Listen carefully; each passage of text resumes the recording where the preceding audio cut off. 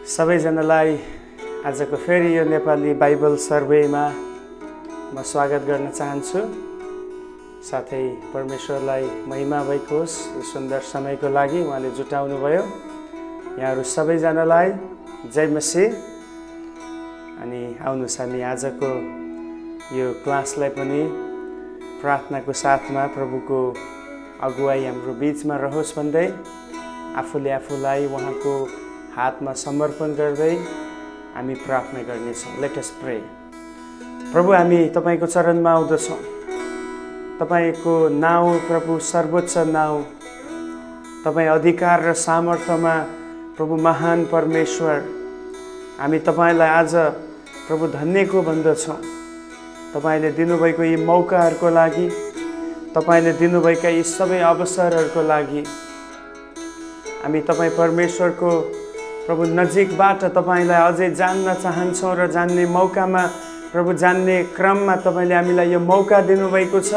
यसरी तपाईको वचन हामी सिक्दै जान सकौँ। अहिलेसम्म तपाईले यहाँसम्म हामीलाई सपोर्ट गरेर ल्याउनु भयो, धन्यवाद छ। अझै तपाईको महिमा हाम्रो जीवनबाट हुन सकोस्, हामीलाई चलाउनुहोस्। सबै महिमा आदर तपाईलाई दिँदछौँ। यो आजको क्लासलाई तपाईकै हातमा राख्दछौँ। जे पनि हामीले सिक्नुपर्नेछ, बुझ्नुपर्नेछ, पवित्र आत्मा तपाईँ हाम्रो बिचमा मध्यस्थकर्ता भइकन हामीलाई अगुवाई गर्नुहोस्।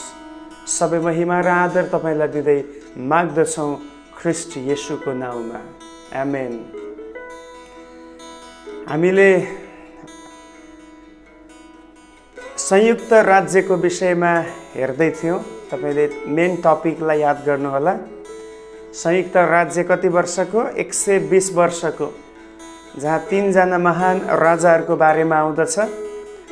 राजा शाउल, दोस्रोमा राजा दाउद, अनि तेस्रोमा चाहिँ राजा सोलोमन आउँदछ। हामीले हिजोको दिनसम्म दाउदसँग सम्बन्धित घटनाहरू र उनले लेखेका पुस्तकहरूलाई पनि हेरिसकेका छौँ। म आशा गर्दछु यहाँलाई एकदमै पिक्चर क्लियर हुँदैछ। यो एउटा फिल्म जस्तै पनि हो। म तपाईँलाई त्यसरी एउटा पिक्चराइज गरेर लिएर जाँदैछु। बाइबलमा घटेका घटनाहरूलाई सिरियल्ली अनि सिस्टमेटिकल्ली तपाईँलाई लिएर जाँदैछु। म आशा गर्छु तपाईँले यी कुराहरू बुझ्दै हुनुहुन्छ। कुनै पनि ठाउँमा कन्फ्युजन हुन्छ, तपाईँले प्रश्न सोध्न सक्नुहुन्छ। त्यसलाई म जरुर त्यसको उत्तर दिनेछु। अनि धेरैजनाले मलाई पर्सनल्ली प्रश्नहरू सोधिरहनु भएको छ। म अत्यन्तै खुसी छु। त्यही व्यक्तिले वचनहरू सिक्नलाई सक्दछ जसले चाहिँ प्रश्नहरू गर्ने गर्दछ। अनि तपाईँहरूले पनि प्रश्नहरू गर्न सक्नुहुन्छ नबुझेको खण्डमा। अब सबै क्लियर छ र पनि कतिजना फेरि एकदम त्यत्तिकै पनि प्रश्न गर्छ। त्यो भन्न खोजेँ यदि कुनै ठाउँमा अस्पष्ट छ, तपाईँलाई लाग्छ यहाँ बुझ्नुपर्छ भने तपाईँले एकदमै स्वतन्त्र भएर प्रश्न गर्न सक्नुहुन्छ। तपाईँले यही युट्युबकै कमेन्ट बक्समा लेख्न सक्नुहुन्छ। अन्यथा तपाईँले मलाई पर्सनल्ली फोनबाट या व्हाट्सएपमा या तपाईँले अरू कुनै माध्यम मेसेन्जरमा या भोइस मेसेज पठाएर तपाईँले प्रश्न सोध्न सक्नुहुन्छ।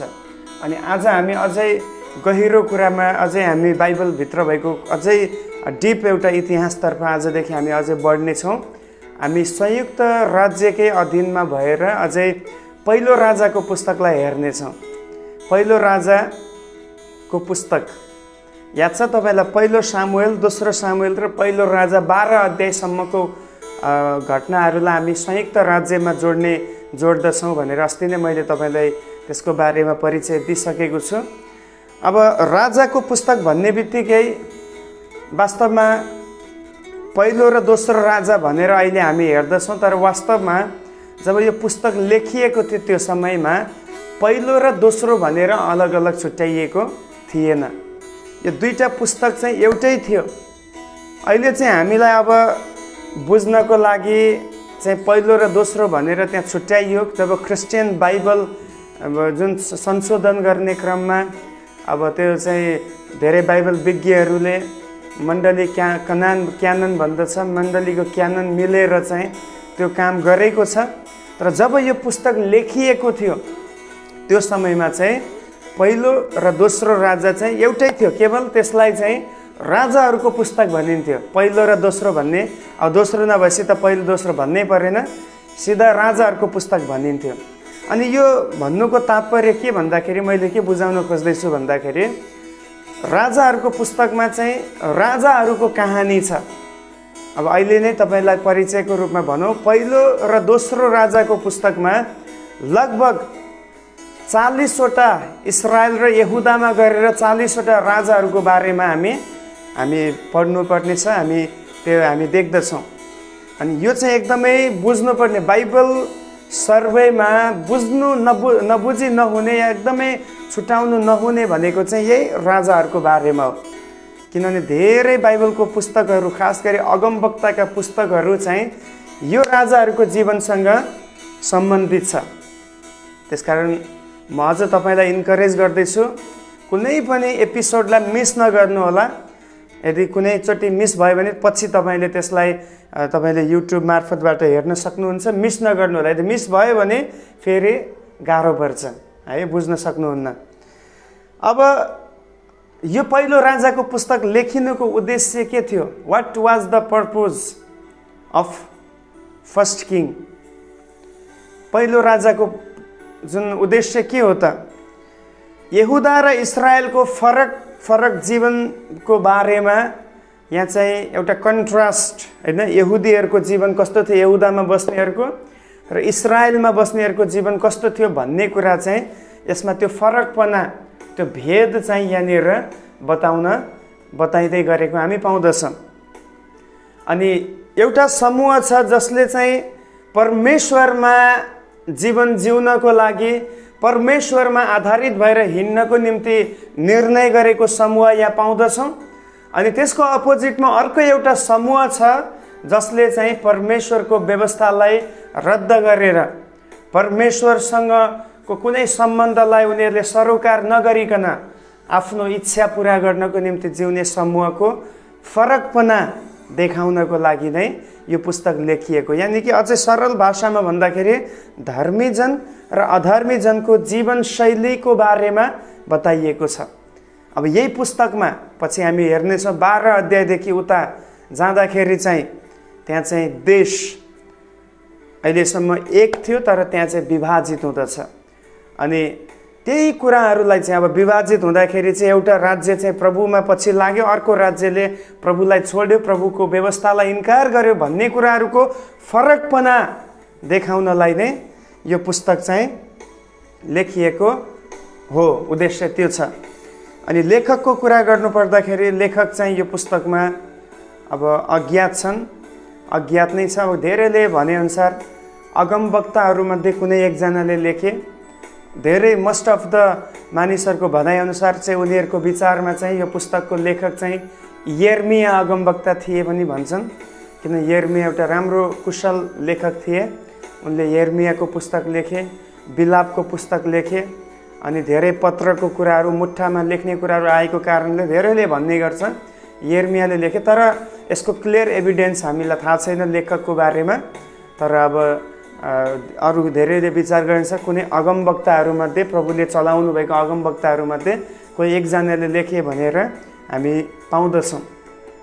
बाइबलमा धेरै अगमवक्ताहरू छन् पुरानो नियममा। म आउने समयमा जब अगमवक्ताका पुस्तकहरू हामी हेर्नेछौँ त्यो बेलामा अगमवक्ताहरूको सूची, अलग अलग सूची छ, त्यो तपाईँहरूलाई दिने नै छु समय जब आउँदछ। अब यो पुस्तकको मुख्य पद, की वर्स, पहिलो राजाको पुस्तकको मुख्य पद चाहिँ राजाको पुस्तक पहिलो राजा 9 अध्यायको 4 र 5 पद। हामी यसलाई पढ्नेछौँ। पहिलो राजाको पुस्तक 9 अध्यायको 4 र 5 पद।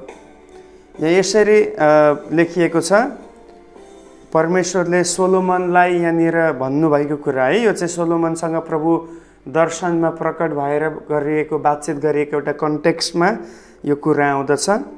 त चाहिँ हृदयको इमानदारी र सोझोपनमा तेरो पिता दाउद झैँ मेरो सामुन्ने हिँडिस् भने र मैले आज्ञा गरेका सबै कुरा मान्दै मेरो विधि विधानहरू पालन गरिस् भने, जसरी मैले तेरा पिता दाउदसँग प्रतिज्ञा गरेर यसो भने, इस्रायलको सिंहासनमा बस्नलाई मानिसको कहिल्यै पनि अभाव हुने छैन, तेरो राजकीय सिंहासन इस्राएलमाथि सदा सर्वदा स्थापित राख्नेछु। हालेलुया। यहाँ लेखकले भनेको कुरा या लेखकलाई परमेश्वरले भन्न लाउनु भएको कुरा सोलोमनको निम्ति यो छ कि त चाहिँ आफ्नो हृदयको इमानदारिता र सोझोपनामा चलिस भने। हेर्नुहोस्, अनि यहाँ दाउदको उदाहरण ल्याइएको छ। दाउदलाई बाइबलभरि धेरैवटा ठाउँमा, एक्चुअली यो समयसम्म दाउद छैन पृथ्वीमा, ऊ सुतिसकेको छ प्रभुमा, तर हरेक ठाउँमा हामी देख्दछौँ कि परमेश्वरले दाउदबाट उदाहरण दिनुहुन्छ। दाउद जीवनभरि हृदयको इमानदारितामा परमेश्वरको पछि लागेको र उहाँको आज्ञाहरूलाई पालना गरेको एउटा राजा थिए, एउटा सेवक थिए भनेर बाइबलले भन्दछ। अनि यो पुस्तकमा हामीलाई देखाउन खोजेको कुरा पनि यही हो, मानिसहरू चाहिँ इमानदारितामा, हृदयको सत्यतामा परमेश्वरलाई पछ्याओस्, उहाँको खोजी गरोस्, उहाँलाई आराधना गरोस्, उहाँको विधि विधानहरूलाई पालना गर्नको निम्ति हर समय तयार होस् भन्ने परमेश्वरको इच्छा छ। तर यही पुस्तकमा हामी देख्दछौँ परमेश्वरको इच्छा तोडिएको छ। मानिसहरू विद्रोहमा उत्रिएका छन्। जुन परमेश्वरको आज्ञा छ, 10 आज्ञा, त्यो आज्ञाहरूलाई मानिसहरूले तोडेको छ। हामीलाई थाहा छ त्यहाँनिर उनीहरूले के गर्दैछ। परमेश्वरले भन्नुहुन्छ म बाहेक अरू मूर्तिहरू नपुज्नु, अरू देवी देवता नपुज्नु। तर यहाँ एउटा समूह तयार भयो, उनीहरूले जस्तै यो देशबाट अलग भए उनीहरूले अर्कै एउटा आराधनाको सिस्टम बसाले। उनीहरूले चाहिँ अब मन्दिरमा, जो यरुसलेममा मन्दिर थियो त्यहाँ गएर उनीहरूले आराधना गर्न सकेनन्। तर उनीहरूले के गर्न थाले, उनीहरूले चाहिँ विशेष गरी आफै एउटा वेदी बनाएर त्यहाँ चाहिँ सुनको बाछाहरू बनाएर त्यसको आराधना गर्न थाले भनेर लेखिएको छ। परमेश्वरले हत्या नगर भन्नुभयो आज्ञामा, महान आज्ञामा, तर यिनीहरू हत्या र हिंसाका कुराहरूमा लागेको हामी पाउँदछौँ। परमेश्वरले उनीहरूलाई जुन जुन कुरा नो भन्नुभएको थियो उनीहरूले त्यही कुराहरूलाई गरेको कारणले गर्दाखेरि यहाँ चाहिँ धेरै ठुलो परमेश्वरको क्रोध पनि यिनीहरूमाथि आएको हामी देख्दछौँ। पछि हेर्दै जाँदाखेरि इतिहासको पुस्तकहरूमा एक्चुअली राजा र इतिहासको पुस्तक एउटै कुरा हो। त्यहाँ चाहिँ जुन कुरा राजाको पुस्तकमा छ त्यही इतिहासको पुस्तकमा पनि दोहोरिएको छ। अनि त्यहाँ चाहिँ विभिन्न दण्डहरू परमेश्वरले पठाउनु भएको, घरिघरि शत्रुहरूलाई उनीहरूको विरुद्धमा उक्साउनु भएको हामी पाउँदछौँ। त्यस कारणले गर्दाखेरि परमेश्वरले यहाँ भन्न खोज्दै हुनुहुन्छ, यो पुस्तकको मूल की पदमा, एउटा चाबी पद भनौँ, मुख्य पदमा भन्न खोज्नुभएको कुरा चाहिँ परमेश्वरलाई विभक्त नभएको हृदयले उहाँलाई खोज्नु पर्दछ। अब सोलोमनको कुरा गर्नुपर्दा पनि सोलोमन सुरुमा परमेश्वरप्रति भक्त भएर लाग्यो, तर पछि गएर धेरै सुविधाहरू र ऐसो आरामको जीवनले उनको जीवनलाई बर्बाद गरिदियो। उनी चाहिँ विभक्त भएको हृदय भएको मानिस भए। परमेश्वरलाई दिनुपर्ने हृदय उनले स्त्रीहरूलाई दिन सुरु गरे। अनि त्यसपछि उनलाई चाहिँ अर्धमनको भनेर भनिन्छ। 3 जना राजाहरू, साउल बिल्कुलै प्रभुको निम्ति मन नभएको व्यक्ति, दाउद पूर्ण हृदयको व्यक्ति प्रभुको निम्ति, सोलोमन आधा मन भएको व्यक्ति, आधा परमेश्वरको निम्ति दियो, आधा चाहिँ उसले स्त्रीहरूको लागि दियो भनिन्छ। लगभग उनको 700वटा स्वास्नीहरू आफ्नै श्रीमतीहरू थिए, 300 चाहिँ उनको उपपत्नीहरू थिए। टोटल मिलाएर 1000। आमा, यो हामी हिसाब गर्न पनि सक्दैनौँ। अनि उनको एउटा ऐसो आरामको जीवनमा आउने एउटा कुरा त्यो पनि हो जसले चाहिँ उनलाई बर्बाद गरिदियो, उनलाई प्रभुदेखि अत्यन्तै टाढा पुर्याइदियो। त्यसकारण यो पुस्तकको मूल पद चाहिँ यही नै हो। अब यो पुस्तकमा भएको की पर्सनहरू, मुख्य व्यक्तिहरूको बारेमा कुरा गर्नुपर्दा पहिलो राजाको पुस्तकमा मुख्य व्यक्तिहरूमा पहिलो त दाउद नै आउँदछ। दाउदको कहानी हामी पहिलो राजाको पुस्तक 1 अध्यायतिर हामीले हेऱ्यौँ भने त्यहाँ दाउदकै कहानी हामी पाउँदछौँ। त्यहाँ चाहिँ दाउदले अन्तिमचोटि के गर्दैछ भन्दाखेरि अब त्यहाँ चाहिँ सोलोमनलाई नियुक्त गरेको कुराहरू हामी त्यो पाउँदछौँ। अनि त्यसपछि हरेक दाउदको अधिकार चाहिँ अब सोलोमन माथि गएको छ। उनले अब पुरा देशलाई ह्यान्डल गर्ने अवस्थामा पुगेका छन्। उनी चाहिँ एकदमै वृद्ध अवस्थामा पुगे भनेर लेखिएको छ। अब कति उमेरमा उनको मृत्यु भयो त्यति त हामीलाई थाहा छैन, तर उनी वृद्ध अवस्थामा थिए। परमेश्वरले एउटा लामो आयु दाउदलाई दिनुभएको थियो। अन्तमा चाहिँ उनी वृद्ध भएको कारणले उनको स्याहार सुसार गर्नको लागि एउटा स्त्री उनको लागि नियुक्त गरियो। तर लेखिएको छ दाउदले उनीसँग शारीरिक सम्बन्ध गरेनन्, बनाएनन्। उनी परमेश्वरमा चाहिँ अन्तिममा अझ धेरै उनले प्रभुमा भक्तिपूर्ण जीवन देखाएको हामी पाउँदछौँ। त्यसमा पहिलो चाहिँ यो पुस्तकमा दाउद नै छ। उनको छोटो घटना छ। बस उनले आफ्नो राज सिंहासनलाई सोलोमनलाई दिएको र उनलाई आफू पछिको राजा उनले नियुक्त गरेको, अपोइन्ट गरेको हामी पाउँदछौँ। त्यसपछि यो पुस्तकको मुख्य अर्को की पर्सनमा आउँदछ स्वयं राजा सोलोमन। सोलोमन यो पुस्तकको मुख्य व्यक्ति हो। वास्तवमा पुरा पुस्तकभरि सोलोमन छाएको छ। अनि सोलोमनको बारेमा कुरा गर्दा उनको स्टार्टिङ फेज चाहिँ एकदमै असल थियो। परमेश्वर उनी कहाँ प्रकट हुनुभयो 3 अध्यायमा। अनि त्यसपछि परमेश्वरले उनलाई भन्नुहुन्छ, सोध्नुहुन्छ, तिमी के चाहन्छौ? What do you want? तिमी मबाट के चाहन्छौ? म के गरिदिएँ तिम्रो लागि? त्यसपछि सोलोमन एउटा बुद्धिमानी राजा थियो।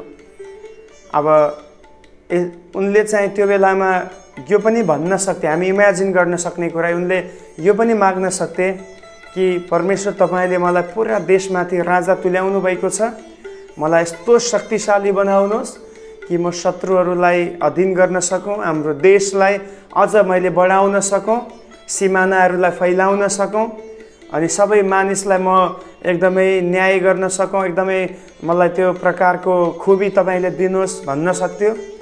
या उसले यो पनि माग्न सक्थ्यो, मलाई पैसा दिनुहोस् ताकि म जनताहरूलाई अझ सेवा पुर्याउन सकौँ, जनताहरूलाई मद्दत गर्न सकौँ, कमजोरहरूलाई सपोर्ट गर्न सकौँ भनेर पनि उसले माग्न सक्थ्यो। But he didn't ask like the. उसले चाहिँ माग्यो, के माग्यो? परमेश्वरसँग उसले बुद्धि र ज्ञान माग्यो। हालेलुया। यो चाहिँ एउटा बुद्धिमानी व्यक्तिको माग हो। आज धेरै पटक हामी माग्दछौँ, के माग्दछौँ, के वी डोन्ट नो, अनि त्यसले हाम्रो जीवनमा केही फाइदा पनि गर्दैन। प्रिय, जब पनि हामी प्रभुको उपस्थितिमा आउँदछौँ केही त मागौँ जसले ठुलो प्रभाव ल्याओस्। यो पैसा माग्ने, जागिर माग्ने, स्वास्थ्य माग्ने, यो सबै त संसारको मान्छेले पनि माग्ने कुरा हो, केही फरक छैन। हामी चाहिँ यस्तो कुरा मागौँ जो चाहिँ प्रेसियस हुन सकोस्। कतिजना हुनुहुन्छ आज, प्रभु मलाई बुद्धि र ज्ञान दिनुहोस् ताकि म धेरै नाश भएका व्यक्तिहरूलाई तपाईँमा बचाउन सकौँ। यदि मेरो सन्दर्भमा यदि मलाई प्रभुले त्यसरी दर्शन दिनुभयो, या म प्रार्थना गर्दा जहिले पनि भन्ने, प्रभु मलाई धन सम्पत्ति होइन तर मलाई आत्मा चाहिन्छ, आई निड अ सोल, मलाई प्राण बचाउनु छ। जब पनि मेरो हातमा माइक आउँदछ, माइक्रोफोन म चलाउने गर्दछु वचनको लागि, सेवाको लागि, त्यो बेलामा मैले के गरेँ, म कस्तो हुँ भनेर भन्नुभन्दा मलाई असल लाग्दछ प्रभुले उद्धार गर्नुहुन्छ। There is salvation in Jesus Christ. प्रभुमा मुक्ति र उद्धार छ भनेर सुसमाचार प्रभुतर्फको केन्द्रित गर्ने वचन प्रचार गर्न मलाई असल लाग्दछ। किनभने हाम्रो लागि ठुलो धन भनेकै कसैको आत्मा बचाउन सक्नु हो। यदि हामीले कुनै एउटा प्राणलाई हाम्रो जीवनमा बचायौँ भने त्योभन्दा ठुलो उपलब्धि हामीले केही पनि प्राप्त गर्न सक्दैनौँ। म just I want to encourage you everyone, म तपाईँहरू सबैलाई उत्साह गर्न चाहन्छु, हामी प्रभुको राज्यका खेतालाहरू हौँ। आज धेरै बाइबलले भन्दछ अन्न त पाकिसकेको छ। The harvest is plenty, are plenty, फसल त प्रशस्त छ। The harvest is ready.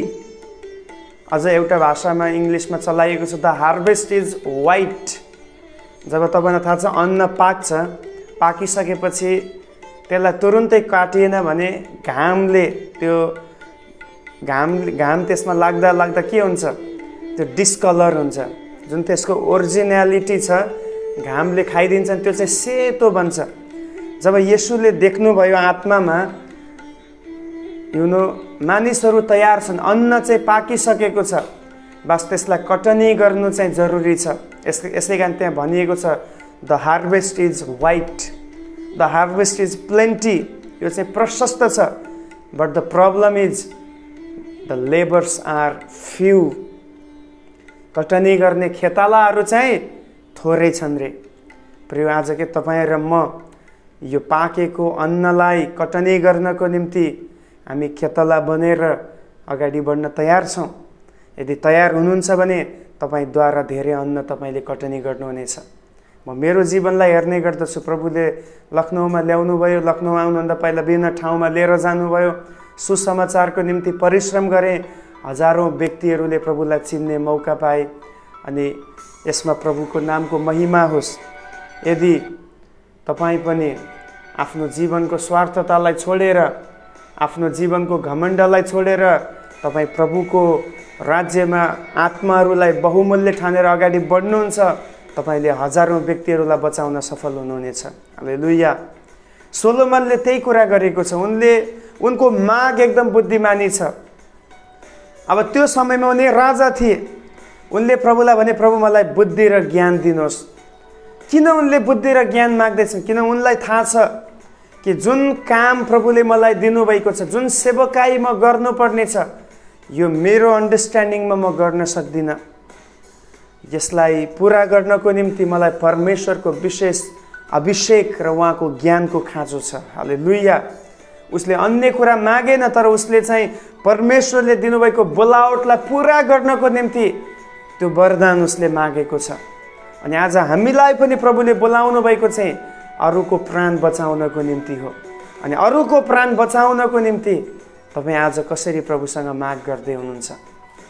त्यसपछि प्रभुले भन्नुभयो, तैँले असल कुरा मागिस्, तैँले चाहेको भए अरू पनि कुरा माग्न सक्थिस्, म तँलाई दिन्थेँ। किन तैँले मागेको कुरा तँलाई दिने प्रतिज्ञाको साथमा म आएको हो। तैँले ज्ञान र बुद्धि मागेको कारणले म तँलाई एउटा धनी पनि तुल्याउने छु। यसकारण बाइबलमा लेखिएको छ सोलोमन यस्तो एउटा राजा थियो जो धेरै बुद्धिमानी, ज्ञानी र साथसाथै धनी पनि थियो। यसरी उनी चाहिँ अगाडि बढ्यो। अनि उनले आफ्नो जीवनमा धेरै ठुलो महान काम एउटा के गरे भन्दाखेरि उनले चाहिँ आफ्नो बुवा दाउदको एउटा सपना थियो, एउटा उनको दर्शन थियो, त्यो हो मन्दिर बनाउने। परमेश्वरले दाउदलाई मनाइ गर्नुभएको थियो, किनभने ऊ चाहिँ हत्या धेरै रगत बगाएको व्यक्ति थियो। यसकारण परमेश्वरले यो कुरा चाहिँ सोलोमनलाई लगाउनु भयो। अनि उनले आफ्नो जीवनकालमा एउटा सुन्दर मन्दिर उनले बनाएको हामी पाउँदछौँ। यसरी सोलोमनको जीवन। अनि अन्तमा चाहिँ उनको पाप र अधर्मको कारण उनी पतन भएको, धेरै श्रीमतीहरू जम्मा गरेर श्रीमतीहरू, अन्य जाति श्रीमतीहरूले उनको मन परमेश्वरदेखि बहाएको हामी पाउँदछौँ। तेस्रो यो पुस्तकको मुख्य व्यक्तिको नाम हो रहबाम। हामी विशेष अर्को एपिसोडमा सायद हामी हेर्नेछौँ रहबामको घटनापछि देश कसरी टुक्रिन्छ, तर आज संक्षिप्त रूपमा मात्रै बताउँदैछु। रहबाम सोलोमनको छोरा। राजघरानामा जहिले पनि बुवापछि उसको छोराले राजा हुने सिस्टम हुँदछ, मानिसले चुन्न पाउँदैन। अब रहबाम जब राजा भयो, रहबाम राजा भइसकेपछि हेर्नुहोस्, बुवा यति बुद्धिमान थियो सोलोमन, तर रहबाम यति मूर्ख थियो। उसले चाहिँ ठुला बडाले दिएको सल्लाहलाई, एडभाइसहरूलाई उसले स्वीकार गरेन। उसले चाहिँ आफू सरका जवान व्यक्तिहरूको कुरा सुनेर देशमा झन् कडा नियम लागू गर्यो। त्यसले गर्दाखेरि देश नै टुक्रिएको हामी पाउँदछौँ।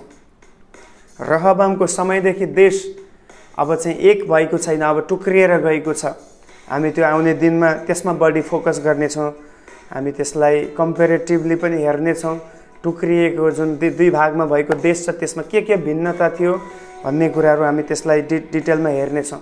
चौथो व्यक्तिको नाम हो यारोबाम प्रथम। यसलाई तपाईँ यदि नोट गर्दै हुनुहुन्छ भने यारोबाम प्रथम भनेर लेख्नुहोस्, पहिलो यारोबाम फर्स्ट भनेर लेख्नु होला, किनभने अर्को यारोबाम पनि पछि आउनेछ।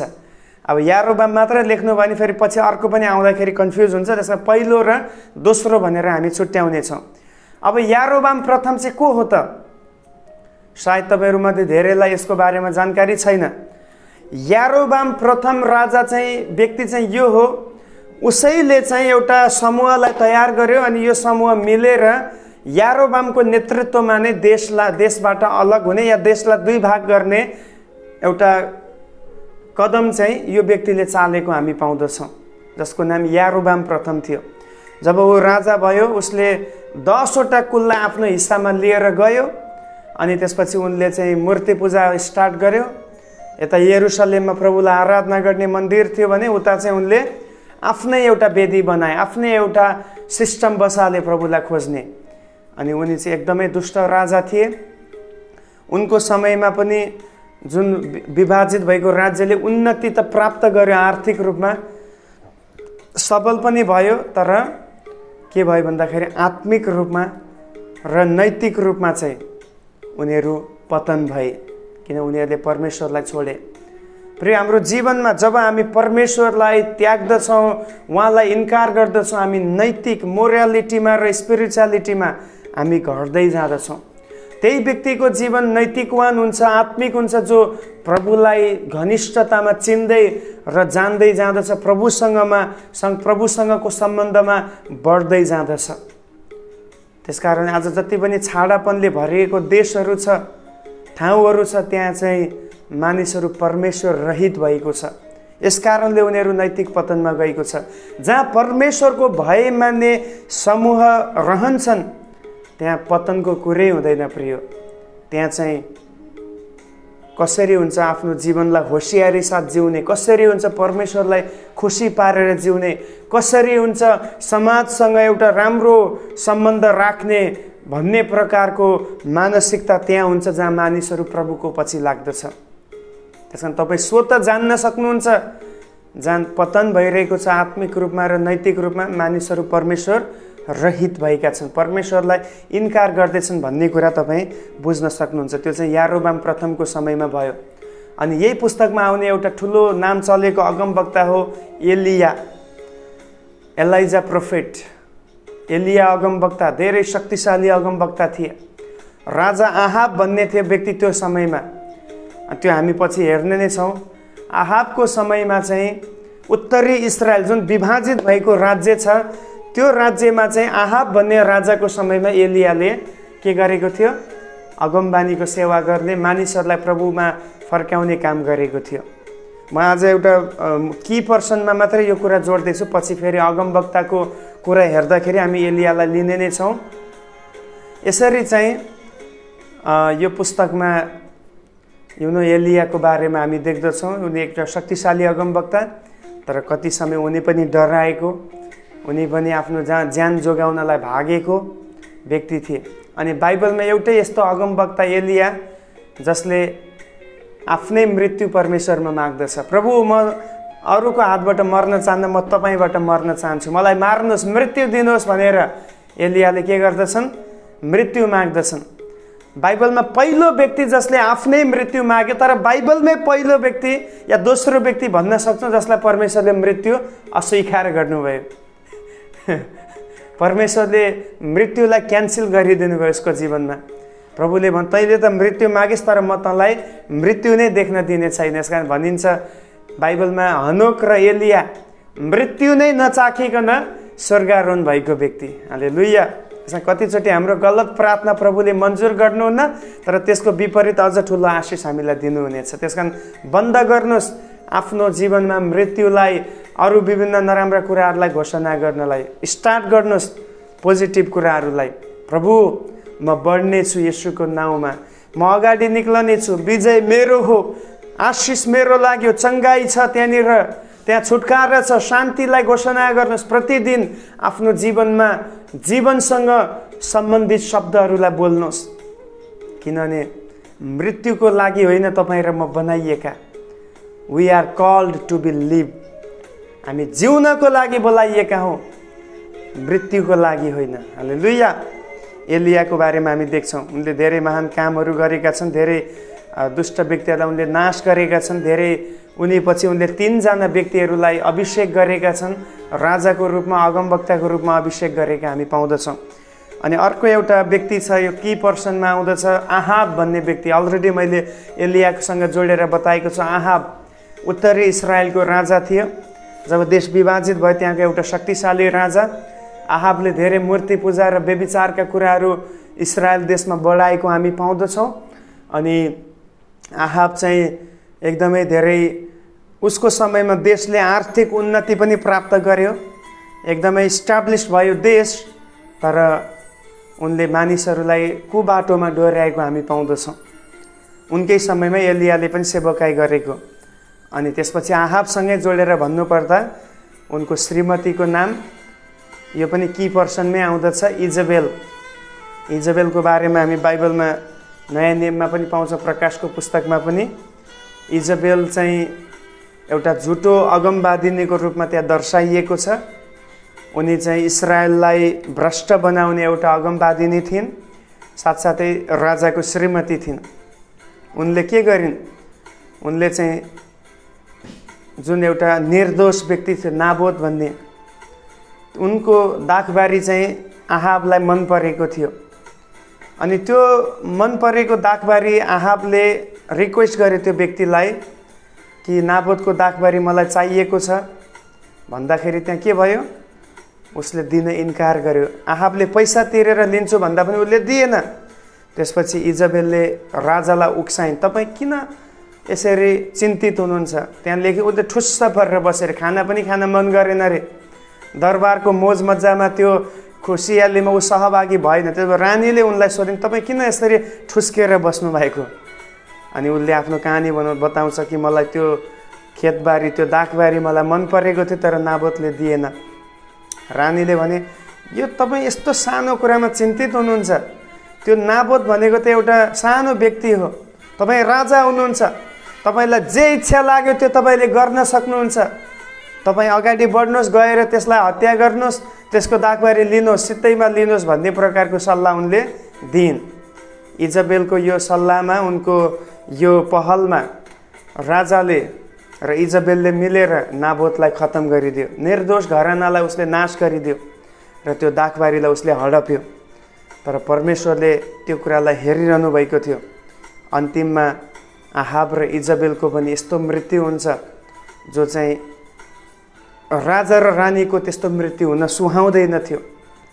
तर उनीहरूको पाप र उनीहरूको अधर्मको कारणले परमेश्वरले उनीहरूलाई पनि एउटा नराम्रो मृत्यु, जो चाहिँ उनीहरूले आशा पनि गर्न सक्दैनथे, त्यस्तो प्रकारको मृत्यु, उनीहरूको रगत चाहिँ कुकुरहरूले चाट्यो भनेको छ, त्यस्तो प्रकारको मृत्यु चाहिँ उनीहरूको भएको। यसकारण दुष्ट रानीको रूपमा हामी इजबेललाई लिँदछौँ। अनि यही रानी इजबेलले नै एलियालाई पनि म उसलाई नमारिकन म खाना खाने छैन भनेर उनले त्यस्तो प्रण गरेको हामी पाउँदछौँ।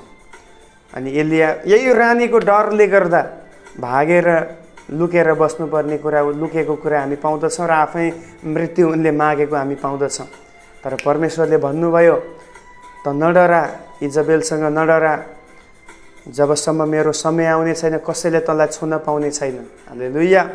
बाइबलले भन्छ हाम्रो एउटा केश पनि प्रभुको इच्छा बिना खस्न पाउने छैन। तपाईँ विश्वास गर्नुहुन्छ? प्रभुले हामीलाई हाम्रो जन्मदेखि लिएर मृत्युसम्मको सबै कुरालाई सेट गरिसक्नु भएको छ। हाम्रो जीवनमा कुनै पनि कुरा प्रभुको मर्जी बगैर हुन पाउने छैन यदि हामी प्रभुमा रहन्छौँ भने। तर यहाँ शर्त यही छ, यदि प्रभुमा हामी जिउँछौँ भने सबै कुरा हाम्रो निम्ति भलाइ हुनेछ र प्रभुको मर्जीमा हुनेछ। प्रभुदेखि बाहिर हुनुहुन्छ भने यो कुरा लागू हुँदैन है। फेरि प्रभुदेखि बाहिरको लागि प्रभु जिम्मा पनि लिन सक्नुहुन्न। If you are living in God, then God will hold your life. उहाँले तपाईँको जीवनलाई सम्हाल्नुहुनेछ। इजबेलको धम्कीदेखि एलिया डराउनु पर्दैन थियो, किन परमेश्वरले एलियालाई अभिषेक गर्नुभएको। तर इजबेलको मृत्यु एकदमै नराम्रो प्रकारले भयो, कारण उनी परमेश्वर रहित थिइन्। अनि उनको नाम चाहिँ प्रकाशको पुस्तकमा जब हामी थियाटिराको मण्डली हेर्दछौँ त्यहाँनिर उनको नाम पनि आएको छ। त्यहाँ चाहिँ उनको नाम यसरी आएको छ कि उनलाई झुटा अगमवादिनी भनेर भने उनले चाहिँ आफ्नो सेवकहरूलाई व्यभिचार गर्न र मूर्तिको पछि लाग्न उनले सिकाइन् भनेर बताइएको छ।